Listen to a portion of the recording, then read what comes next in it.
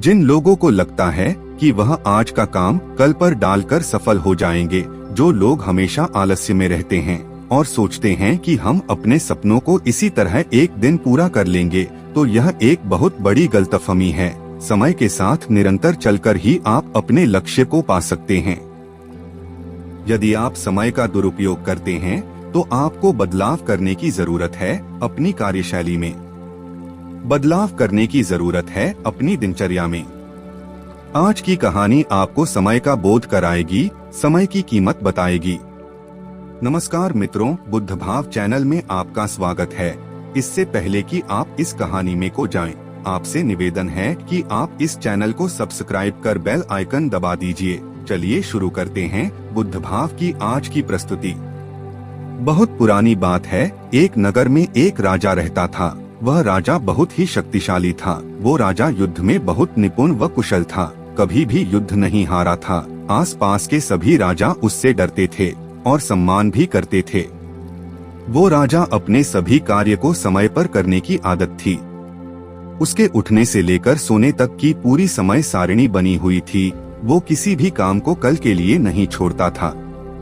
उसके सैनिक भी इस बात पर ध्यान रखते थे कि राजा का काम समय पर ही पूरा होना चाहिए। उस नगर की प्रजा राजा से बहुत खुश थी, क्योंकि राजा उनके सभी समस्याओं का समाधान तुरंत करता था, कभी भी कल पर नहीं डालता था। उस राजा का जो प्रशासन था वह बहुत ही अच्छे से चल रहा था। राजा का सबसे बड़ा हथियार समय था। वह कभी भी समय का दुरुपयोग नहीं करता था। उसको समय की कीमत अच्छे से पता थी, इसलिए वह अपने सभी कार्य समय पर ही पूरा कर लेता था। राजा के यहाँ पुत्र पैदा हुआ, तब राजा ने उसका नाम युवराज रखा।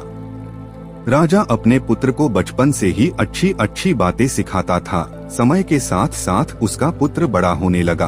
अब राजा को किसी चीज की कोई चिंता नहीं रही, क्योंकि राजा को लगता था कि उसका पुत्र उसका कार्यभार संभाल लेगा। लेकिन राजा जब भी उसे युद्ध नीति सीखता तो युवराज कुछ न कुछ बहाना मारकर वहाँ से चला जाता। राजा उसे बहुत ही समझाता है कि बेटा, ये सभी तुम्हारे जीवन में आगे तुम्हारे बहुत काम आएंगे, तुम्हें इन बातों को सीखना चाहिए। लेकिन युवराज तो युवराज था। युवराज को कोई भी असर राजा की बात का नहीं होता था। वो तो महल के सुख सुविधाओं का आनंद लेता।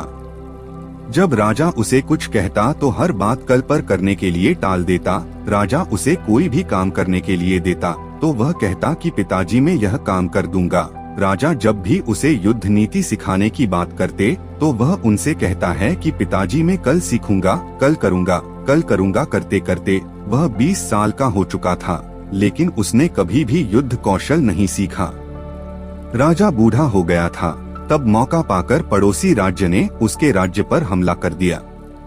अब युवराज के सामने समस्या आ पड़ी कि अब उनसे युद्ध कैसे करेगा, क्योंकि उसने तो कभी युद्ध कौशल सीखा ही नहीं। अब उसे एहसास होने लगा कि अब मैं युद्ध कैसे करूंगा। यह सोचकर वह अपने पिताजी के पास गया, पर पिताजी भी क्या करते, राजा तो बूढ़ा हो चुका था। अब उसके शरीर में इतनी ऊर्जा नहीं बची कि वह रणभूमि में जाकर युद्ध लड़े। राजा ने अपने बेटे से कहा कि अगर तुम समय रहते युद्ध कौशल के बारे में सीख लेते तो आज यह नौबत नहीं आती। लेकिन अब हम कुछ भी नहीं कर सकते। हमें उनसे युद्ध तो लेकिन करना ही पड़ेगा। इसके अलावा हमारे पास कोई भी रास्ता नहीं है, क्योंकि राजा कभी युद्ध से पीछे नहीं हटते, फिर चाहे परिणाम कैसा भी क्यों ना हो। इसके बाद राजा और युवराज अपनी सेना के साथ युद्ध के लिए निकल गए, मगर युवराज को तो युद्ध कौशल के बारे में कुछ भी नहीं पता था। उसे तो सही से तलवार चलाने भी नहीं आती थी, और राजा बूढ़ा था तो उसके शरीर में इतनी शक्ति नहीं थी कि वह ठीक तरीके से युद्ध कर सके। जिसका परिणाम यह हुआ कि राजा युद्ध में मारा गया और युवराज भी बुरी तरीके से घायल हो गया। पड़ोसी राज्य के राजा ने उनका नगर व राज्य उनसे छीन लिया। जैसे तैसे करके युवराज अपनी जान बचाकर वहां से निकल आया। वह युवराज वहां से जंगल में पहुंच गया। उसका सब कुछ नष्ट हो चुका था। अब उसे अपने पिताजी के कई सारी बातें याद आ रही थी, लेकिन अब उन्हें याद करके क्या फायदा। जब चिड़िया चुग गई खेत तो पछताने से क्या होगा। तब युवराज को खाने पीने के लिए कुछ भी नहीं मिला, तो उसने जंगली फल खाकर अपने पेट भरा। आज युवराज को उस भोजन की याद आने लगी जो महल में बैठकर बड़ी तसल्ली से खाया करता था।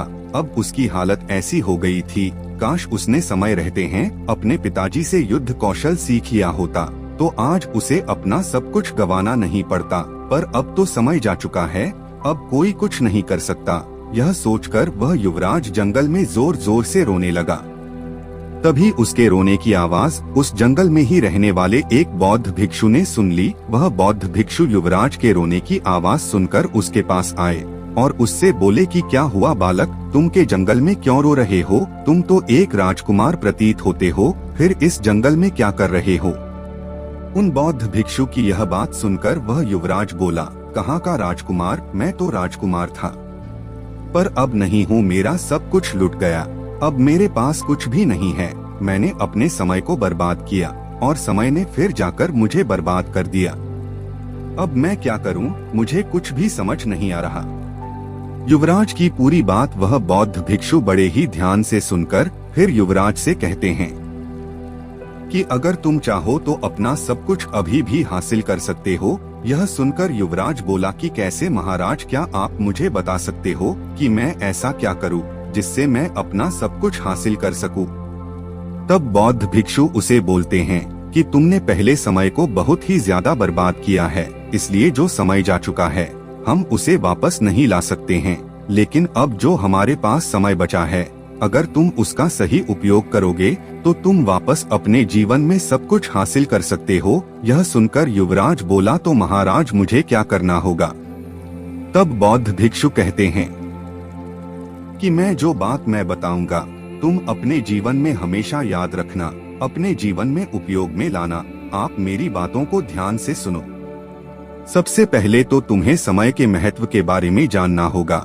समय एक अनमोल चीज है, यह कभी भी नहीं रुकता। समय कभी भी किसी का गुलाम नहीं होता।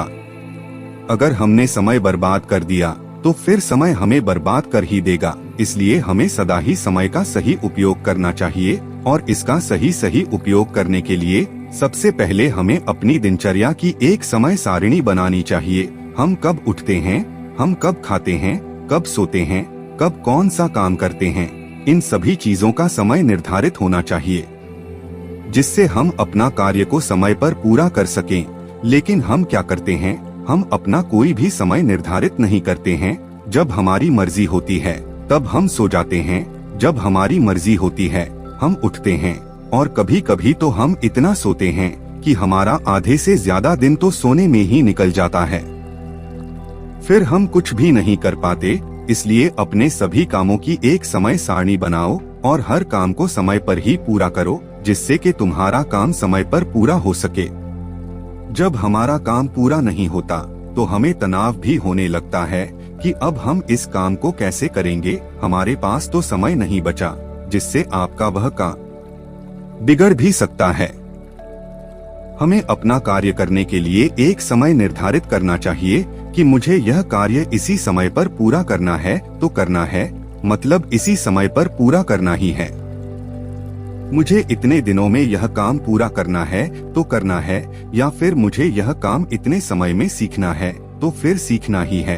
हमें अपने लक्ष्य का समय निर्धारित करके रखना चाहिए कि चाहे कुछ भी हो जाए, मैं इस काम को इतने दिनों में पूरा करके ही रहूंगा। और जब हमारे काम के प्रति हमारे अंदर जुनून रहता है तो हम कभी भी अपना समय बर्बाद नहीं करते। हमारे मन में निरंतर हमारे प्रति सजगता बनी रहती है।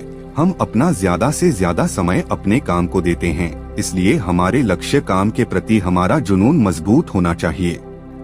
ऐसा न हो कि हमने लक्ष्य तो बना लिया कि मैं एक बहुत बड़ा आदमी बनूंगा और फिर परिश्रम किया नहीं। अक्सर लोग ऐसा ही करते हैं, सपने तो बड़े बड़े देख लेते हैं पर उन पर कभी भी काम नहीं करते, जिससे वह कभी सफल हो ही नहीं पाते। हमें कभी भी अपने कार्य को कल पर नहीं डालना चाहिए, क्योंकि हमारा कल तो कभी आता ही नहीं। जो भी कार्य हमें करना है उसे तुरंत ही पूरा कर लेना चाहिए। और जब हम अपने कार्य को टालते रहते हैं तो एक दिन हमारे लिए बोझ बन जाता है और फिर हमें तनाव उत्पन्न होता है। हम बहुत सारा काम कभी भी एक दिन में नहीं कर सकते हैं। इसलिए हमें हमारा काम रोजाना समय पर ही पूरा कर लेना चाहिए, जिससे हमारे ऊपर उस काम का बोझ नहीं बने। और हमारा काम भी समय पर पूरा हो जाए, जबकि अक्सर लोग अपने काम को कल के लिए छोड़ देते हैं। और जब हमें पता चलता है कि कल तो बहुत सारा काम है, फिर वो चिंता करने लगते हैं कि मैं इस काम को कल ही कर लेता तो सही रहता, क्योंकि आज तो मेरे पास हो ज्यादा काम है। तो फिर वह न तो कल उनके काम को पूरा कर पाते हैं और न ही आज के काम को पूरा कर पाते हैं। हमें सदैव ऐसे लोगों के साथ रहना चाहिए जो समय का सही तरीके से उपयोग करते हों, जिन्हें समय की कीमत पता हो। ऐसे लोग हमें कभी भी समय बर्बाद नहीं करने देते हैं। यह हमें हमेशा सही मार्ग बताएंगे और हमेशा हमारा सही मार्गदर्शन करते रहेंगे। जब हम गलत कार्य करेंगे तो यह हमें रोकेंगे, क्योंकि उन्हें पता रहेगा कि यह हम गलत कर रहे हैं। अक्सर हम जिन लोगों के साथ रहते हैं, हम भी धीरे धीरे वैसा ही बन जाते हैं। और अगर हम अच्छे लोगों के साथ रहते हैं जो कि समय का सदुपयोग करते हैं, तो हम भी समय का सदुपयोग करते हैं। और अगर हम बुरे लोगों के साथ रहते हैं जो कि समय का दुरुपयोग करते हैं, जिनको परिश्रम करने में आलस आता है, काम को टालने की आदत है, तो फिर हम भी उनके जैसे ही बन जाते हैं। कभी कभी हम आगे बढ़ने की कोशिश करते हैं, पर हमारे साथी हमें रोक लेते हैं। वह खुद तो कुछ करते नहीं और आपको भी कुछ नहीं करने देते। इसलिए ऐसे लोगों से दूर रहें जो समय का दुरुपयोग करते हों। सदैव अच्छे लोगों के साथ रहिए। कभी कभी हम अपना कार्य समय से पहले पूरा कर लेते हैं, तो बाकी बचे समय को हमें बर्बाद नहीं करना चाहिए, बल्कि बचे हुए समय का हमें सही उपयोग करना चाहिए, क्योंकि हमारे लिए हर पल बहुत ही कीमती है। जब हमारे पास समय बचे तो हमें उस समय में अन्य काम कर लेना चाहिए। जैसे हम उस खाली समय योगा कर सकते हैं, ध्यान कर सकते हैं, जिससे हमारे शरीर में ताजगी और स्फूर्ति आती है और हमारा समय भी बर्बाद नहीं होता। कुछ लोग समय से ज्यादा धन को महत्व देते हैं, जबकि यह भूल जाते हैं कि समय से कीमती इस कायनात में कुछ भी नहीं है। यह समय ही तो है जो हमें धन और खुशी देता है। समय को कोई भी खरीद या फिर बेच नहीं सकता। कुछ लोग तो अपने जीवन का सही मतलब भी नहीं समझ पाते कि आखिर उन्हें अपने जीवन में करना क्या है।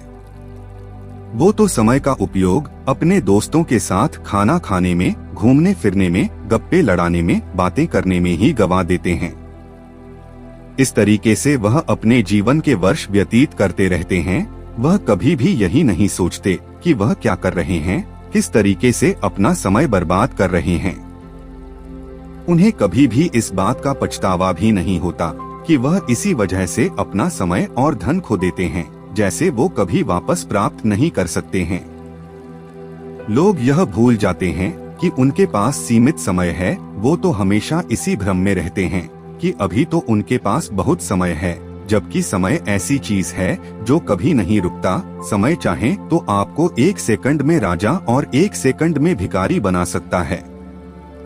अगर तुमने समय का सही तरीके से उपयोग कर लिया तो तुम भिखारी से राजा बन सकते हो, और अगर तुमने समय का सही उपयोग नहीं किया तो तुम राजा से भिखारी भी बन जाओगे। हमारे सभी के पास समय बराबर ही होता है। सभी को एक दिन के 24 घंटे ही मिलते हैं।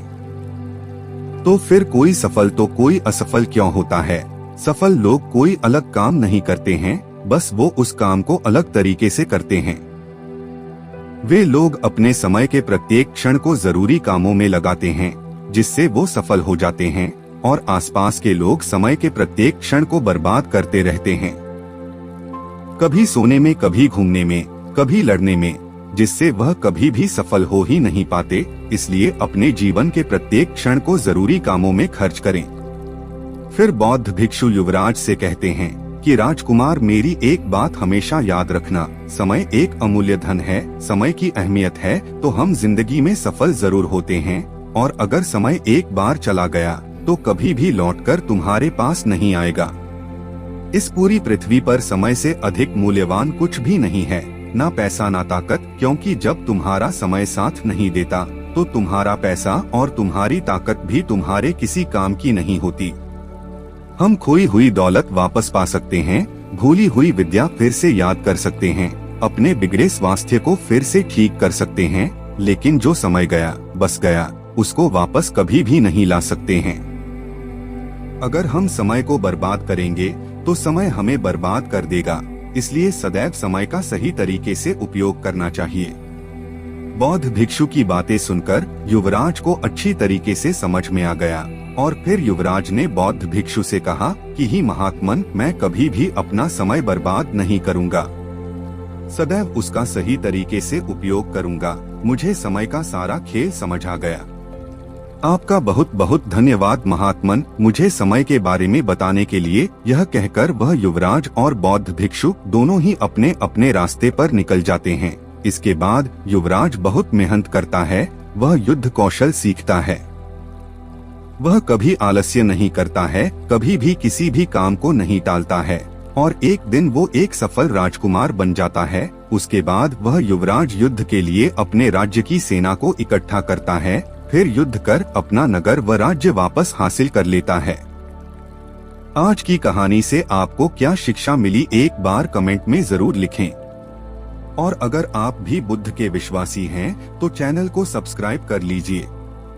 मिलते हैं फिर से बुद्ध भाव की नई प्रस्तुति के साथ। तब तक के लिए नमस्कार।